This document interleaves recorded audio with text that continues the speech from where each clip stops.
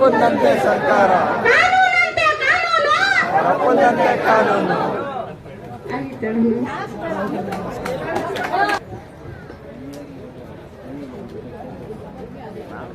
सभी का धन्यवाद। हमारी बहनें और सभी मंच पे बैठे लोग और जो फार्मर्स यहाँ पे आए हुए हैं, जो मजदूर आए हुए हैं, उन सबका धन्यवाद। ವೇದಿಕೆ ಮೇಲಿರುವಂತಹ ಎಲ್ಲ ಗಣ್ಯರಿಗೂ ಹಾಗೂ ನೀವೆಲ್ಲ ಹೋರಾಟಗಾರರಿಗೂ ಇಲ್ಲಿ ನನ್ನ ಕರೆದಿದ್ದಕ್ಕೆ, ನನ್ನ ಇಲ್ಲಿ ಆಗಮನಕ್ಕೆ ಕಾರಣವಾದ ಎಲ್ಲ ಕಾರ್ಯಕರ್ತರಿಗೂ ಧನ್ಯವಾದಗಳು। ये जिस चीज के लिए यहाँ पे आए, भूमि अधिग्रहण, लैंड एक्विजिशन, ये जो बहुत अच्छी जमीन है हमारी, ये सरकारें, कंपनियां और पूरे देश भर में जमीनें छीनने का एक बड़ा प्लान सरकारों का है। ಈ ಫಲವತ್ತಾದ ಜಮೀನನ್ನ ಅಧಿಗ್ರಹಣ ಮಾಡುವಂತ ಸರ್ಕಾರ ಸುಮ್ಮನೆ ಮಾಡ್ತಾ ಇಲ್ಲ, ಅದು ಏನೋ ಒಂದು ಪ್ಲಾನ್ ಮಾಡ್ಕೊಂಡು ಮಾಡ್ತಾ ಇದೆ। भाषा हमारी अलग अलग है और देश में जो व्यापारी है उसकी नजरें हमारी जमीन पे है। ನಮ್ಮ ಭಾಷೆಗಳು ಬೇರೆ ಬೇರೆ ಇರಬಹುದು, ಆದ್ರೆ ನಮ್ಮ ಜಮೀನ್ ಮೇಲೆ ನಮ್ಮ ಆಸೆ ಇರುತ್ತೆ। ಆದ್ರೆ ಈ ಆಸೆ ಬರೀ ನಮ್ದೊಬ್ಬರದೇ ಅಲ್ಲ, ಬೇರೆಯವರು ಯಾರೋ ಇದ್ರ ಮೇಲೆ ಕಣ್ಣು ಹಾಕಿದ್ದಾರೆ। 2047 और 50 तक देश के किसान की 70% जमीन सरकारों के पास में या बड़े उद्योगपतियों के पास में चली जाएगी। ಇನ್ನ 20-25 ವರ್ಷಗಳಲ್ಲಿ ಜನಗಳ ರೈತರ ಜಮೀನು 70% ಅಷ್ಟು ರೈತರ ಜಮೀನನ್ನ ಕಾರ್ಪೊರೇಟ್ಗಳಿಗೆ ಅಥವಾ ಸರ್ಕಾರದ ಕೈಯಲ್ಲಿ ಹೋಗುವಂತ ಒಂದು ಹೂಡಿಕೆ ಕಾಣಿಸ್ತಾ ಇದೆ ಇಲ್ಲಿ। बड़ी पॉलिसी जिस तरह से भूमि अधिग्रहण एक्ट 2013 बना था और जब ये सरकार बनी उसमें संशोधन किए गए। 2013 ಭೂಮಿ ಅಧಿಗ್ರಹಣ ಕಾನೂನಿನ ಏನು ಸಂಶೋಧನೆ ಏನಿತ್ತೋ ಮತ್ತೆ ಈ ಸರ್ಕಾರ ಬಂದ ನಂತರ ಆಗಿರುವಂತಹ ಸಂಶೋಧನೆಗಳನ್ನ ನೋಡಿದ್ರೆ,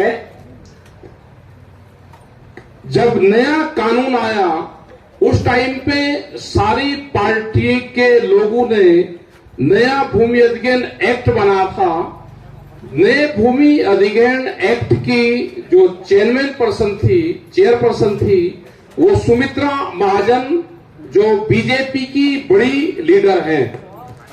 ಈ ಭೂಮಿ ಅಧಿಗ್ರಹಣೆ ಕಾನೂನಿನ ಏನು ತಿದ್ದುಪಡಿ ನಡೀತೋ ಆ ತಿದ್ದುಪಡಿ ನಡೆದ ನಂತರ ಆಗಿದಂತಹ ಒಂದು ಸಮಿತಿಯ ಮುಖ್ಯಸ್ಥರು ಯಾರಿದ್ದು ಸುಮಿತ್ರಾ ಮಹಾಜನ್ ಅವರು बीजेपी पक्का पार्टी लीडर ಅವರು।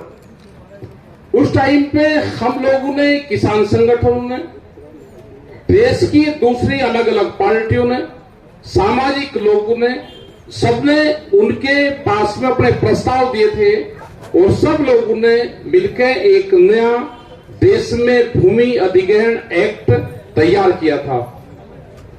ನಾವು ಅಂದ್ರೆ ರೈತ ಮುಖಂಡರು, ಸಮಾಜಕ್ಕೋಸ್ಕರ ಕೆಲಸ ಮಾಡ್ತಿರೋಂತ ಕಾರ್ಯಕರ್ತರು ಹಾಗೂ ಇತ್ಯಾದಿ ಹಲವಾರು ಪಾರ್ಟಿಗಳು, ರಾಜಕೀಯ ಪಾರ್ಟಿಗಳವರೆಲ್ಲ ನೇತಾಗಳು ಸೇರ್ಕೊಂಡು, ಮುಖಂಡರು ಸೇರ್ಕೊಂಡು ಒಂದು ಪ್ರಸ್ತಾವ ಮುಂದಿಟ್ವಿ ಆ ಸಮಿತಿ ಮುಂದೆ, ಈ ಭೂಮಿ ಅಧಿಗ್ರಹಣ ಕಾನೂನು ಹೆಂಗ್ ಬರಬೇಕು ಅಂತ। अभी जब देश में नई सरकार बनी 2013 में, उसके बाद में भूमि अधिग्रहण एक्ट को बदलने के लिए 3 बार राष्ट्रपति के पास में प्रस्ताव भारत सरकार ने दिए थे। ಈ ಭೂ ಸ್ವಾಧೀನ ಕಾನೂನಿನ ಪ್ರಸ್ತಾವನೆ 3 ಸಲ ರಾಷ್ಟ್ರಪತಿಯವರ ಆಫೀಸಿಗೆ ಹೋಗಿತ್ತು, 3 ಸಲ ಹೋಗಿತ್ತು ಈ ಸರ್ಕಾರ ಬರೋಕ್ ಮೊದಲು। लेकिन वहां से उसमें बदलाव नहीं हुआ। उसके बाद में स्टेटों को पावर दी गई और आज उसमें प्रस्ताव में यह है कि स्टेट को पूरी पावर दी गई, उसका भूमि अधिग्रहण का मॉडल एक्ट बनाया है और पूरी पावर स्टेट को दी गई और स्टेट की पूरी पावर डीसी के पास में है। ಈ ಕಾನೂನಿನ ಪ್ರಕಾರ ಇವಾಗ ಬಂದಿರುವಂತ ಕಾನೂನಿನ ಪ್ರಕಾರ ರಾಜ್ಯಗಳಿಗೆ ಒಂದು ಮಾದರಿ ಕಾನೂನಾಗಿ ಮುಂದಿಡಲಾಗಿದೆ. ಆ ಮಾದರಿ ಕಾನೂನಿನ ಪ್ರಕಾರ ರಾಜ್ಯ ಸರ್ಕಾರಕ್ಕೇನೆ ಹುಕುಮತ್ತಿರೋದ್ರ ಮೇಲೆ ಅದಲ್ಲದೇನೆ ಡಿಸಿ ನಮ್ಮ ಜಿಲ್ಲಾಧಿಕಾರಿಗಳಿಗೇನೆ ಇದರಲ್ಲಿ ಎಲ್ಲದಕ್ಕಿಂತ ಮುಖ್ಯವಾದಂತ ಹಕ್ಕಿರೋದು. यहाँ पे जैसे कर्नाटक में है, ऐसे ही हम झारखंड में गए, ऐसे ही छत्तीसगढ़ में गए, ऐसे ही हम दूसरे स्टेटों में गए, वहां पे भी इस तरह के मामले चले हुए हैं। ये उत्तर प्रदेश हो, हरियाणा हो, पंजाब हो, तो इस तरह के मामले हर स्टेट में हैं जहां पे आंदोलन मजबूत है, जहां पे लोग मजबूती के साथ में खड़े हुए हैं, वहां से हम अपनी जमीन को बचा लेते हैं। ಇಲ್ಲಿ ಕರ್ನಾಟಕದಲ್ಲಿ ಹೆಂಗ್ ನಡೀತಾ ಇದೆಯೋ ಅದೇ ತರ ಜಾರ್ಖಂಡ್ ಸರಿ, ಅದೇ ತರಾನೇ ಉತ್ತರ ಪ್ರದೇಶದಲ್ಲಿ, ಹರಿಯಾಣನಲ್ಲಿ ಎಲ್ಲಾ ಕಡೆನೂ ಹಲವಾರು ರಾಜ್ಯಗಳಲ್ಲಿ ನಾವು ಈ ತರ ಭೂಮಿ ಸ್ವಾಧೀನ ತಗೊಳ್ಳುವಂತಹ ಕಾನೂನನ್ನ ಬಳಸಿಕೊಂಡು ಸರ್ಕಾರ ನಡೆಸ್ತಾ ಇದೆ. ಆದರೆ ಎಲ್ಲೆಲ್ಲಿ ಹೋರಾಟ ಗಟ್ಟಿಯಾಗಿದೆಯೋ ಅಲ್ಲಲ್ಲಿ ರೈತರು ತಮ್ಮ ಜಮೀನನ್ನ ಕಾಪಾಡಿಕೊಂಡಿದ್ದಾರೆ. जैसे आदिवासी क्षेत्र है, उनमें आपस में झगड़े करवा के, उनको जंगलों से निकाल के उनकी जमीनों पे माइनिंग करवाई जा रही है, मासन को हटाया जा रहा है, उनकी जमीन बहुत मजबूत तरीके से लेते हैं। अगर वे आंदोलन करते हैं तो उनको माओवादी बताते हैं। हम भी जैसे छत्तीसगढ़ में गए, झारखंड में गए, महाराष्ट्र में गए, तो उन जगहों पे जाने से मना करते हैं। जो जंगल में लोग रहते हैं, टारगेट सरकारों का है कि उनकी जमीन ली जाए। ಸರ್ಕಾರ ಬರೀ ರೈತರು ಒಬ್ಬರದೇ ಅಲ್ಲ, ಬುಡಕಟ್ಟು ಜನಾಂಗದವ್ರದ್ದು ಕಾಡಲ್ಲಿರುವಂತಹ ಜನಗಳನ್ನ ವಿಸ್ಥಾಪನೆ ಮಾಡಿ ಅವರನ್ನ ತೀವ್ರವಾಗಿ ಶೋಷಣೆಗೆ ಒಳಗ್ ಮಾಡಿ ಇವಾಗ ಅವರ ಜಮೀನನ್ನು ಕಿತ್ಕೊಳ್ತಾ ಇದ್ದಾರೆ.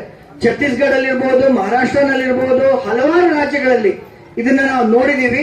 ನಾವಲ್ಲಿ ಹೋದಾಗ, ರೈತ ಮುಖಂಡರಾಗಿ ನಾವಲ್ಲಿ ಹೋದಾಗ ನಮ್ಮನ್ನಲ್ಲಿ ಹೋಗದೆ ಇರೋಂಗೆ ಅವ್ರು ನೋಡ್ತಾ ಇದ್ದಾರೆ. यहाँ पे नई सरकार बनी है, ये जो दिक्कत हुई है ये पुरानी सरकार की दी हुई समस्या है।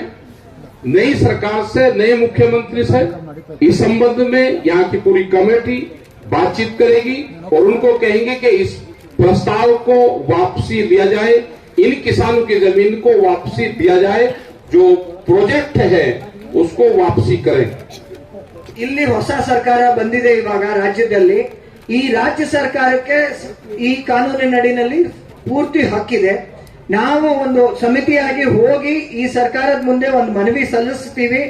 ಅದರ ಪ್ರಕಾರ ಸರ್ಕಾರ ಇದನ್ನ ಹಿಂಪಡಿಬೇಕಾಗತ್ತೆ, ಈ ಕಾರ್ಯಯೋಜನೆಯನ್ನು ಹಿಂಪಡಿಬೇಕಾಗತ್ತೆ.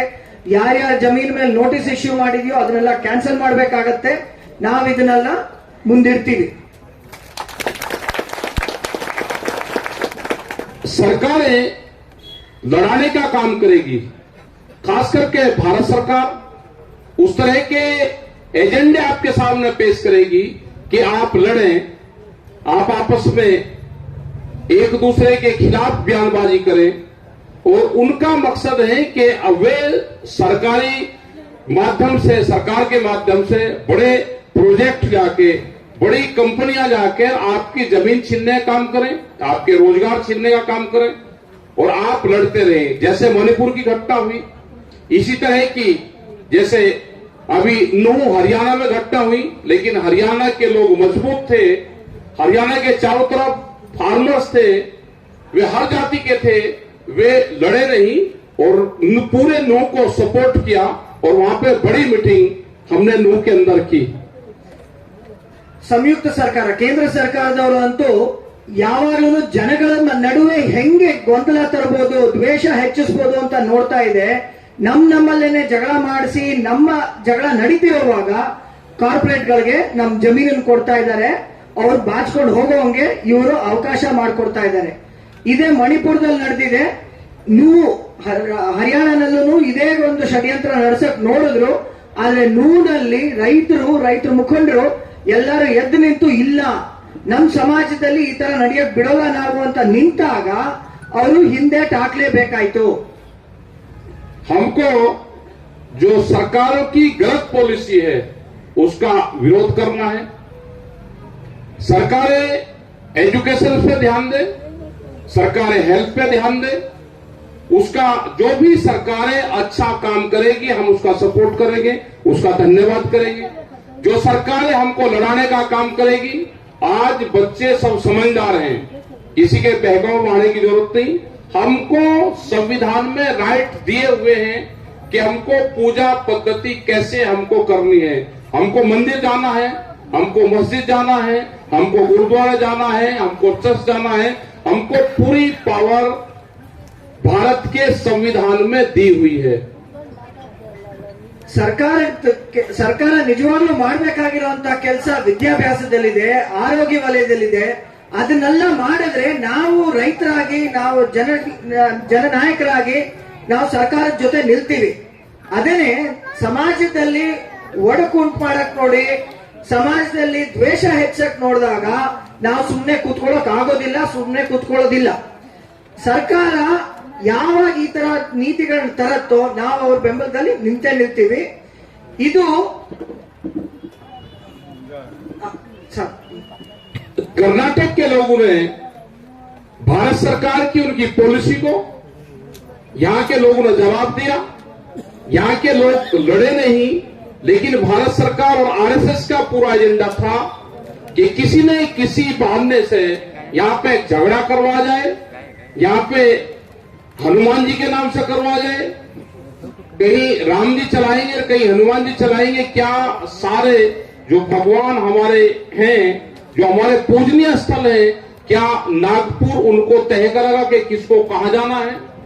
हमारे बच्चों को बहकाने का काम करा जा रहा, उन बच्चों को उन शाखाओं से हटाना पड़ेगा। ಭಾರತದ ಸಂವಿಧಾನದ ಅಡಿಯಲ್ಲಿ ನಮಗೆ ಯಾವ ಮತವನ್ನಾದ್ರೂ ಪಾಲಿಸುವಂತ ಹಕ್ಕಿದೆ. ನಾವು ಮಸೀದಿಗಾದ್ರೂ ಹೋಗ್ಬೋದು, ಮಂದಿರಕ್ಕಾದ್ರೂ ಹೋಗ್ಬೋದು, ಇಲ್ಲ ಚರ್ಚ್ಗಾದ್ರೂ ಹೋಗ್ಬೋದು. ಸಂವಿಧಾನದ ಅಡಿಯಲ್ಲಿ ಹಕ್ಕಿದೆ. ಅದನ್ನ ಈ ಸರ್ಕಾರ ತಗೊಳಕ್ ಆಗೋಲ್ಲ. ಅವ್ರು ಎಷ್ಟೇ ಒಡಕ್ ತಂದ್ರು ನಾವು ಈ ಹಕ್ಕುಗಳನ್ನ ಕಾಪಾಡೋದಕ್ಕೆ ಎದ್ದು ನಿಲ್ತೀವಿ ಅನ್ನೋದನ್ನ ಮಾತು ಹೇಳಿದ್ರು. ಅದನ್ನ ಬಿಟ್ಟೋಗಿತ್ತು ಮೊದಲು. ಈ ಇನ್ನೊಂದು ವಿಷಯ ಅವ್ರು ಮುಂದಿಟ್ಟಿದ್ದೇನು ಅಂದ್ರೆ, ಈಗ ಜನಗಳಲ್ಲಿ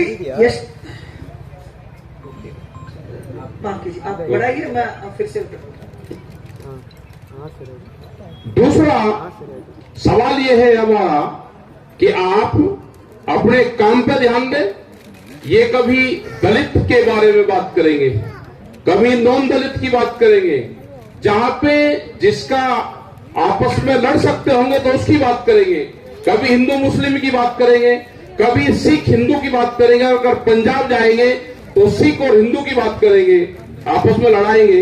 ये उत्तर प्रदेश में जाएंगे तो हिंदू मुस्लिम की बात करेंगे। ये महाराष्ट्र में आएंगे तो मराठा नॉन मराठा की बात करेंगे। ये गुजरात में जाएंगे तो पटेल नॉन पटेल की बात करेंगे। इनके एजेंडे सेट हैं। अब देश की जनता समझ गई है, इनको वोट कोई लोग नहीं दे रहे, लेकिन ये जबरदस्ती हारे हुए कैंडिडेट को जीत के सर्टिफिकेट देते हैं। ಸೊ ಬೇರೆ ಬೇರೆ ರಾಜ್ಯಗಳಲ್ಲಿ ಬೇರೆ ಬೇರೆ ಜನಗಳ ನಡುವೆ ಜಗಳ ಹುಟ್ಟಿಸ್ತಾರೆ ಇವರು. ಕೆಲವು ಕಡೆ ದಲಿತರು ಇತರರು ಅಂತ ಮಾಡ್ತಾರೆ, ಕೆಲವು ಕಡೆ ಮುಸ್ಲಿಮರು ಹಿಂದೂ ಅಂತ ಮಾಡ್ತಾರೆ. ಕೆಲವು ಕಡೆ ಹೋದ್ರೆ ಪಂಜಾಬ್ ಅಲ್ಲಿ ನೋಡಿದ್ರೆ ಸರ್ದಾರ್ಜಿಗಳು ಮತ್ತು ಹಿಂದೂಗಳು ಅಂತ ಜಗಳ ಹೊಡ್ಸಕ್ ನೋಡ್ತಾ ಇದ್ದಾರೆ. ಎಲ್ಲಾ ಕಡೆನೂ ಕೆಲವು ಕಡೆ ರಾಮನ್ನ ಪೂಜೆ ಮಾಡೋದು ಅಂದ್ಬಿಟ್ಟು ಜನಗಳಲ್ಲಿ ರೋಚೆಬ್ಬಿಸ್ತಾರೆ. ಕೆಲವು ಕಡೆ ಹನುಮಂತನ ಹೆಸರಲ್ಲಿ ಜನಗಳಲ್ಲಿ ರೋಚೆಬ್ಬಿಸಕ್ ನೋಡ್ತಾರೆ. ಇವ್ರಿಗೆ ಕಾನೂನು ಇದು ಅದ್ರ ಬಗ್ಗೆ ಏನು, ಜನಗಳ ಬಗ್ಗೆನೇ ಆಗ್ಲಿ ಕಾನೂನು ಬಗ್ಗೆನೇ ಆಗ್ಲಿ ಏನು ಆಸಕ್ತಿ ಇಲ್ಲ. ಅವ್ರಿಗೆ ಬೇಕಾಗಿರೋದು ಅಧಿಕಾರದಲ್ಲಿ ಇರೋದು ಅಂತ. ಅದ್ರಲ್ಲಿ ತಮ್ಮನ್ನ ಕಾಪಾಡ್ಕೊಳ್ಳೋದಕ್ಕೆ ಏನೇನಾಗತ್ತೋ ಎಲ್ಲೆಲ್ಲಿ ಏನೇನ್ ಬಳಸ್ಬೇಕೋ ಬಳಸ್ತಾ ಇದ್ದಾರೆ. ಅಷ್ಟಲ್ದೇನೆ ಸೋತಿರುವಂತಹ ಕ್ಯಾಂಡಿಡೇಟ್ಗಳಿಗೂ ಇವರು ಪಾರ್ಟಿಯಿಂದ ತಗೊಂಡು ಇದು ಮಾಡಿ ಅದು ಮಾಡಿ ಸರ್ಟಿಫಿಕೇಟ್ಗಳು ಕೊಡ್ತಾ ಇದ್ದಾರೆ. उत्तर प्रदेश में ये हुआ है, जो लोग दूसरी पार्टी के कैंडिडेट जीते हुए थे उनको डरा के धमका के घर भेजा गया डीसी और एसएसपी के द्वारा, और सर्टिफिकेट बीजेपी के लोगों को जीत का दिया गया। कोई आदमी आज कोर्ट जाने को तैयार नहीं। ईडी, पुलिस उसकी जमीन जायदाद, उसकी इंडस्ट्रीज, उसका डर दिखाते हैं। कोई आदमी आज इलेक्शन कमीशन में जाने को तैयार नहीं है, वो अपने घर बैठ जाता है। तो विपक्ष के लोग भी डरे हुए हैं, और जब तक देश में विपक्ष डरा हुआ रहेगा तो इन तानाशाहों का राज रहेगा। ಕೆಲವು ಕಡೆ ಅದರಲ್ಲೂ ಉತ್ತರ ಪ್ರದೇಶದಲ್ಲಿ ಎಂತೆಂತ ಹಗರಣಗಳು ನಡೆದಿದೆ ಅಂದ್ರೆ ನಂಬಕ್ಕಾಗೋಲ್ಲ. ಅಲ್ಲಿ ಗೆಲ್ತಿರೋಂತ ಕ್ಯಾಂಡಿಡೇಟ್ ಅನ್ನ ಹೆದರ್ಸಿ ಬೆದರ್ಸಿ ಮನೆಗೆ ಕಳಿಸ್ಬಿಟ್ಟು ಸೋತಿರೋಂತ ಕ್ಯಾಂಡಿಡೇಟ್ ಸರ್ಟಿಫಿಕೇಟ್ ಕೊಟ್ಟು ಚುನಾವಣೆಯಲ್ಲಿ ಗೆಲ್ಸಿದ್ದಾರೆ. ಇದು ಎಲ್ಲರಿಗೂ ಗೊತ್ತಿರುವಂತ ವಿಷಯ. ಅಂಥದನ್ನೆಲ್ಲ ನಡೆಸುವಂತ ಪಾರ್ಟಿ ಇದು ಇವಾಗ ಸರ್ಕಾರದಲ್ಲಿರೋರು. ಅಷ್ಟೇ ಅಲ್ಲದೇನೆ ಇವರು ನಾಗ್ಪುರಿಂದ ಬರುವಂತ ಮಾತುಗಳನ್ನ ಪಾಲಿಸಿದರೆ ಹೊರತು ಸಂವಿಧಾನದ ಮಾತುಗಳನ್ನ ನಡೆಸ್ತಾ ಇಲ್ಲ. ಇದು ಸ್ಪಷ್ಟವಾಗಿ ಕಾಣಿಸ್ತಾ ಇದೆ ಅಂತ ಟಿಕಾಯಿತರು ಹೇಳ್ತಾ ಇದ್ದಾರೆ. आप भी आधी बात बोलो, नागपुर का जिक्र करे नहीं आपने। नागपुर पिछली बार छूट गया था तो मैं जोड़ रहा हूँ, माफ कीजिएगा, थोड़ा इधर आजा वो बोल, हाँ ठीक है।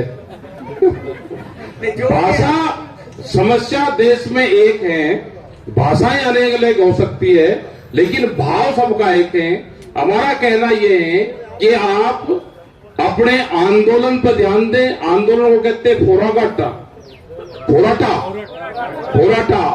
मतलब मजबूत के साथ में आंदोलन करें। अगर आंदोलन होगा तो ये किसान, गांव, गरीब बचेगा। अगर आंदोलन फोराटा नहीं होगा तो सब उनका टारगेट है कि हम सबसे पहले जमीन पर अधिग्रहण करेंगे। आपने देखा होगा, आप अपनी फसल को बेचने जाओ तो दिन में नहीं बिकती, उसके रेट नहीं मिलते। लेकिन जमीन को अगर बेचना है तो व्यापारी रात में भी आपका बैनामा कर लगा। आप रात में दो तो जमीन आपकी रात में भी बिक जाएगी। ये टारगेट है। फसल दिन के उजाले में नहीं बिकती और जमीन रात के अंधेरे में बिक रही है तो 30 साल का टारगेट भारत सरकार, आरएसएस, बीजेपी के लोगों का है कि ये जमीन बड़े उद्योगपतियों के पास में जानी चाहिए। ವಿಪಕ್ಷದ ನೇತಾಗಳ ಮೇಲೆ, ನಾಯಕರ ಮೇಲೆ ಇಡಿ, ಪೊಲೀಸು ಹಲವಾರು ವಿಭಾಗಗಳನ್ನ ಹಿಂದ್ಬಿಟ್ಟು ಅವರನ್ನ ಬಾಯಿ ಮುಚ್ಚಿಸ್ತಾ ಇದ್ದಾರೆ. ನಾವು ಜನಗಳಾಗಿ ವಿಪಕ್ಷವಾಗಿ ಇವಾಗ ಎದ್ದೇಳ್ಬೇಕಾಗತ್ತೆ. ಅದು ಒಂದು ಮುಖ್ಯವಾದ ಮಾತು ಅವರು ಹೇಳಿದ್ರು ಮೊದಲು. ಈಗ ಹೇಳಿದ ಮಾತು ಏನಪ್ಪಾ ಅಂದ್ರೆ, ನಾವು ಈ ಜಮೀನಲ್ಲಿ ಬೆಳೆದಿರೋಂತ ಬೆಳೆನ ಮಾರಾಟ ಮಾಡಕ್ ಮಂಡಿಗೆ ತಗೊಂಡೋದ್ರೆ ಹಗಲಲ್ಲೂ ಮಾರಕ್ ಆಗಲ್ಲ ಕೆಲವು ಸಲ. ಅದೇನೆ ನಮ್ ಜಮೀನ್ ಮಾರ್ಬೇಕು ಅಂತ ಬಂದಾಗ ರಾತ್ರಿ ಆದ್ರೂ ಪರವಾಗಿಲ್ಲ, ಬಂದು ಕಾಗದ ಮೇಲೆ ಸೈನ್ ಹಾಕೊಡ್ರಿ ಅಂತ ಬಂದ್ಬಿಡ್ತಾರೆ.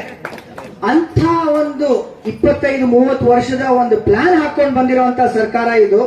ಕೇಂದ್ರದಲ್ಲಿರುವಂತವ್ರು RSS ಆಗ್ಲಿ, ಬಿಜೆಪಿ ಆಗ್ಲಿ, ಬರೀ ರೈತರ ಮೇಲೆಲ್ಲ ಅವ್ರಿಗೆ ಬೇಕಾಗಿರೋದು ರೈತರ ಜಮೀನು. ಅದು ಅವ್ರ ಕಾರ್ಪೊರೇಟ್ ಫ್ರೆಂಡ್ಗಳಿಗೆ, ಸ್ನೇಹಿತರಿಗೆ ಕೊಡಬೇಕು ಅಂದ್ಬಿಟ್ಟು ಇದೆಲ್ಲ ಮಾಡ್ತಾ ಇದ್ದಾರೆ. ನಾವು ಎಚ್ಚೆತ್ಕೋಬೇಕಾಗತ್ತೆ. अभी भारत सरकार की जो पॉलिसी है NGT, national grain Tribune, Delhi के आसपास जो ट्रैक्टर है वो 10 साल चलेगा।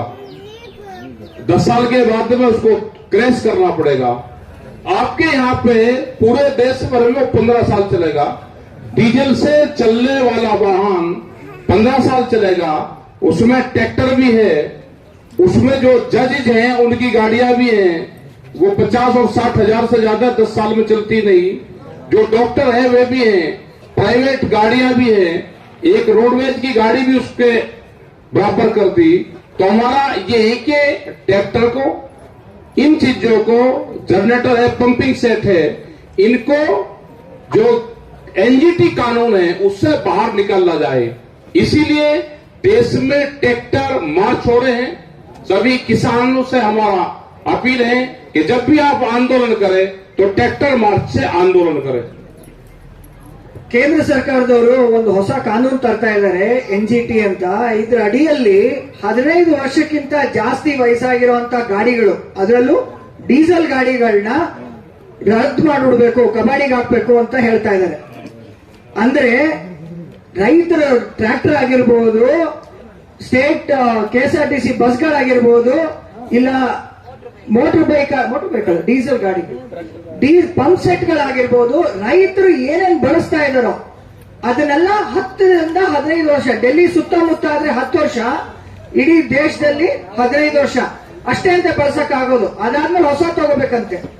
ಇದರಿಂದ ಯಾರಿಗ ಉಪಯೋಗ ಆಗತ್ತೆ, ಯಾರಿಗ್ ನಷ್ಟ ಆಗತ್ತೆ? ಅದಕ್ಕೆ ನಾವು ಹೇಳೋದು, ಹೋರಾಟ ಮಾಡುವಾಗ ರೈತರು ನಿಮ್ ಟ್ರ್ಯಾಕ್ಟರ್ ತಗೊಂಡು ಹೋಗಿ. ದೇಶವಿಡಿಯಲ್ಲಿ ಟ್ರ್ಯಾಕ್ಟರ್ ರ್ಯಾಲಿ ಪ್ರತಿಯೊಂದು ರೈತರು ಹೋರಾಟದಲ್ಲೂ ಭಾಗವಾಗಿರ್ಬೇಕು ಅಂದ್ಬಿಟ್ಟು ನಾವೆಲ್ಲರ ಮುಂದೆನೂ ಇಡ್ತಾ ಇದ್ದೀವಿ, ನಿಮ್ ಮುಂದೆನೂ ಈ ಪ್ರಸ್ತಾವನೆಯನ್ನ ಇಡ್ತಾ ಇದ್ದೀವಿ. यहाँ पे भी जो यूथ है वो ट्रैक्टरों से मीटिंगें करें, जाएं, गांव में जाएं, गांव से बाहर कहीं पे मीटिंग होती है तहसील तालुका में, तो ट्रैक्टर से जरूर जाना चाहिए। ट्रैक्टर और ग्रीन सोल, तो वो किसान की पहचान बनेगा। जब देश में कहीं पे भी बड़ा आंदोलन होगा, ट्रैक्टर मार्च निकलेंगे, तो पूरे देश में, पूरी तालुका, पूरे डिस्ट्रिक्ट हेडक्वार्टर, अपने विलेजेस, उसमें मार्च निकलने चाहिए। और सभी लोग अपना गांव में संगठन बनाएं, अपने तालुका और डिस्ट्रिक्ट में संगठन बनाएं। वे किसी भी नाम से आप बनाओ, देश में संयुक्त किसान मोर्चा है, सबकी आस्था मोर्चे में है। आप अपने गांव में कमेटियां बनाएं और आंदोलन के लिए तैयार रहें। जब भी संयुक्त मोर्चा की कॉल होती है SKM की, आप उन चीजों पर ध्यान दें। यहाँ पे हमारी जो लीडर है प्रोफेसर MD नजुला स्वामी की बेटी चुक्की नजुला स्वामी, हमारे और लोग यहाँ पे हैं। आप उनके साथ में जुड़ के आप काम करें, आपकी लड़ाई लड़ी जाएगी। धन्यवाद। ಹಳ್ಳಿಗಳಲ್ಲಿ, ತಾಲೂಕಲ್ಲಿ, ಜಿಲ್ಲೆಯಲ್ಲಿ ಎಲ್ಲೆಲ್ಲಿ ಸಭೆ ನಡೆಸ್ತಾ ಇದ್ದೀರೋ ಅಲ್ಲಿ ಟ್ರ್ಯಾಕ್ಟರ್ ಅಲ್ಲಿ ಹೋಗೋದಕ್ಕೆ ಪ್ರಸ್ತಾವನೆ ಇಡ್ತಾ ಇದ್ದಾರೆ ಟಿಕಾಯತ್ ಸಾಹೇಬ್ರು. ಯಾಕೆ ಅಂದ್ರೆ ರೈತರು ಹಸಿರು ಶಾಲು, ಟ್ರ್ಯಾಕ್ಟರ್ ಇದು ಎರಡು ಗುರುತು ರೈತರು. ಅದನ್ನ ನಾವು ಸಮಾಜದಲ್ಲಿ ಎಷ್ಟು, ಅದರಲ್ಲೂ ಸರ್ಕಾರದವ್ರಿಗೆ ಎಷ್ಟು ಸಲ ಒತ್ತು ಹೇಳ್ತೀವೋ ಅಷ್ಟೇ ಒಳ್ಳೇದು. ಸೊ ಇದು ಒಂದು ಪ್ರಸ್ತಾವನೆ ನಾವೆಲ್ಲರ ಮುಂದೆನೂ, ನಮ್ಮ ಹೋರಾಟದ ಮುಂದೆ ಟಿಕಾಯತ್ ಸರ್ ಹೇಳ್ತಾ ಇದ್ದಾರೆ. ಇಷ್ಟೇ ಅಲ್ಲದೆ ನಾವು ಯಾವುದೇ ಹೆಸರಲ್ಲಿ ಹೋರಾಟ ಮಾಡಿದ್ರು, ರೈತರಾಗಿ ನಾವು ಹೋರಾಟ ನಡೆಸ್ತಿರೋವಾಗ ಸಂಯುಕ್ತ ಕಿಸಾನ್ ಮೋರ್ಚಾಯಿನ ಬೆಂಬಲ ಮತ್ತು ಸಹಾಯ ಯಾವಾಗಲೂ ಇದ್ದೇ ಇರುತ್ತೆ. ಆ ಒಂದು ಈ ಹೋರಾಟ, ಈ ಒಂದು ಇಡೀ ದೇಶವ್ಯಾಪಿ ಒಂದು ಮೋರ್ಚೆಯಿನ ಭಾಗವಾಗೇನೆ ನಾವು ನೋಡೋದು. ಇದನ್ನ ನಾವು ಯಾವಾಗಿದ್ರೂ ನಮ್ಮ ಇಲ್ಲಿ ಸ್ಥಳೀಯ ನೇತೃತ್ವದಲ್ಲಿರುವಂತಹ ಹಲವಾರು ಇದ್ದೀರಾ. ನಮ್ಮ ಚುಕ್ಕಿ ಅಕ್ಕ ಅವರು ಇದ್ದಾರೆ, ಚುಕ್ಕಿ ನಂಜಸ್ವಾಮಿ ಅವರು ಇದ್ದಾರೆ. ಅವರು ಸಂಯುಕ್ತ ಕಿಸಾನ್ ಮೋರ್ಚಾ ರಾಷ್ಟ್ರೀಯ ಇದರಲ್ಲಿ ವೇದಿಕೆ ಸಮಿತಿನಲ್ಲೂ ಇದ್ದಾರೆ. ಅವರಲ್ಲದೆ ಇನ್ನೂ ಇತರ ಕೆಲವು ಗಣ್ಯರು ಇದ್ದಾರೆ, ವೇದಿಕೆಯಲ್ಲೂ ಇದ್ದಾರೆ. ಇಲ್ಲ ನಮ್ಮ ಕರ್ನಾಟಕ ರಾಜ್ಯದಲ್ಲಿ ಹಲವಾರು ಜನ ಇದ್ದಾರೆ. ಸೊ ಅವರೆಲ್ಲರ ಮೂಲಕ ಸಂಯುಕ್ತ ಕಿಸಾನ್ ಮೋರ್ಚಾನಲ್ಲಿ ನಡೀತಿರುವಂತಹ ಆಗುಹೋಗುಗಳ ಬಗ್ಗೆ ತಿಳ್ಕೊಳ್ಳಿ. ನಿಮ್ಮ ಸೂಚನೆಗಳನ್ನು, ನಿಮ್ಮ ವರದಿಗಳನ್ನು ಅಲ್ಲಿಗೆ ತಲುಪಿಸಿ. ನಾವೆಲ್ಲ ನಿಮ್ ಜೊತೆಲಿದ್ದೀವಿ. ಧನ್ಯವಾದಗಳು. अभी 1 महीने का जो यहाँ की कमेटी ने निर्णय लिया कि 1 महीने का टाइम यहाँ की सरकार को है, इसको वापसी ले, नहीं तो आंदोलन तेज होगा। और हम अभी 10 तारीख तक कर्नाटक में रहेंगे। मुख्यमंत्री से, यहाँ के जो CM हैं, उनसे हमारी कमेटी मिलेगी और आपके इस संबंध में दूसरे जो एग्रीकल्चर के दूसरे संबंध है उसमें, यहाँ के कर्जे के बारे में, यहाँ के फसलों के रेट के बारे में, यहाँ के पानी के बारे में, बिजली की समस्या के बारे में, इन मुद्दों पे यहाँ की सरकार से बातचीत करेंगे। यहाँ की सरकार को कुछ लेटर भारत सरकार को लिखवाने हैं, उसके बारे में बातचीत करेंगे। क्योंकि नारियल का किसान भी यहाँ का बर्बाद है, यहाँ का जो वेजिटेबल्स का किसान है वो भी बर्बाद है। यहाँ का गन्ने का किसान भी बर्बाद है, जिंजर, इन पे भी हम यहाँ की गवर्नमेंट से बातचीत करेंगे। 10 तारीख तक रहेंगे, तो 10 तारीख तक सरकार से, यहाँ के सीएम से बातचीत हम करेंगे इन संबंध में। धन्यवाद।